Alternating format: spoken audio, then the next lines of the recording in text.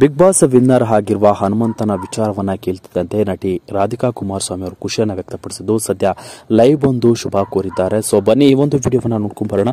ಈ ವಿಡಿಯೋ ನೋಡೋಕೆ ಮೊದಲು ನೀವು ನಮ್ಮ ಚಾನಲ್ಗೆ ಸಬ್ಸ್ಕ್ರೈಬ್ ಆಗಿಲ್ಲ ಅಂದ್ರೆ ಈ ಕೂಡಲೇ ಸಬ್ಸ್ಕ್ರೈಬ್ ಆಗಿ, ಹಾಗೆ ಪಕ್ಕದ ಬೆಲ್ ಐಕಾನ್ ಕ್ಲಿಕ್ ಮಾಡ್ಕೊಳ್ಳಿ ವೀಕ್ಷಕರೇ.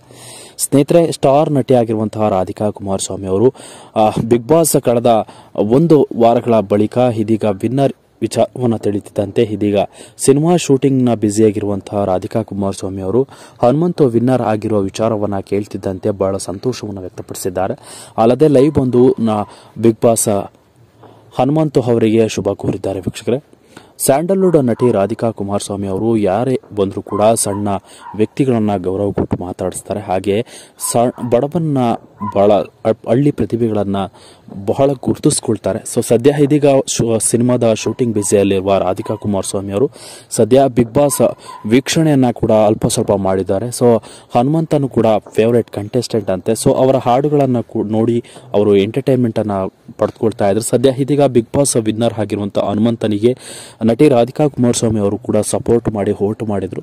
ಸೊ ಹನುಮಂತನ ಟ್ಯಾಲೆಂಟ್ಗೆ ಅವರು ಕೂಡ ಖುಷಿಯನ್ನು ವ್ಯಕ್ತಪಡಿಸಿದ್ದು, ಅವರ ಅಭಿಮಾನಿಗಳಿಗೆ ಕೂಡ ಹನುಮಂತನನ್ನ ಪರ ನಿಂತ್ಕೊಂಡು ಸಪೋರ್ಟ್ ಮಾಡಿ ಅಂತ ಎಲ್ಲರಿಗೂ ಕೂಡ ಶುಭ ಕೋರಿದ್ರು. ಸದ್ಯ ಬಿಗ್ ಬಾಸ್ ವಿನ್ನರ್ ಆಗಿರುವಂತಹ ಹನುಮಂತನ ವಿಚಾರವನ್ನ ಕೇಳ್ತಿದ್ದಂತೆ ನಟಿ ಬಹಳ ಸಂತೋಷವನ್ನ ವ್ಯಕ್ತಪಡಿಸಿದ್ದಾರೆ ರಾಧಿಕಾ ಕುಮಾರಸ್ವಾಮಿ ಅವರು. ರಾಧಿಕಾ ಕುಮಾರಸ್ವಾಮಿ ಅವರು ಹನುಮಂತಗೆ ಬಹಳ ಸರ್ಪ್ರೈಸ್ ಗಿಫ್ಟ್ ಮೂಲಕ ಲೈವ್ ಬಂದು ಶುಭ ಕೋರಿ ಒಳ್ಳೆಯ ಸ್ಪರ್ಧೆಯನ್ನ ನೀವು ವಿನ್ ಮಾಡಿದ್ದೀರಿ, ಹಾಗಾಗಿ ಅಭಿನಂದನೆಗಳು ಅಂತ ಸಣ್ಣ ಅಭಿಮಾನಿಗಳಿಗೂ ಅಲ್ಲದೆ ಹನುಮಂತನಿಗೂ ಕೂಡ ಶುಭ ಕೋರಿದ್ದಾರೆ. ಸೊ ಈ ಒಂದು ವಿಚಾರ ಸಿಕ್ಕಾಪಟ್ಟೆ ವೈರಲ್ ಆಗಿದ್ದು ಹನುಮಂತಗೆ ಹಲವಾರು ಸೆಲೆಬ್ರಿಟಿಗಳು ಶುಭ ಕೋರಿದ್ದು ಹಳ್ಳಿ ಪ್ರತಿಭೆಯನ್ನ ಇನ್ನಷ್ಟು ಎತ್ತರಕ್ಕೆ ಬೆಳೆಸುವ ಪ್ರಯತ್ನವನ್ನ ಮಾಡ್ತಾ ಇದ್ದಾರೆ.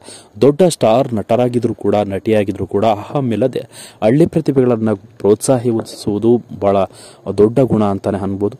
ಸೊ ಈ ಒಂದು ದೊಡ್ಡ ಗುಣಕ್ಕೆ ಸಾಕ್ಷಿಯಾಗಿದ್ದಾರೆ ರಾಧಿಕಾ ಕುಮಾರಸ್ವಾಮಿ ಅವರು.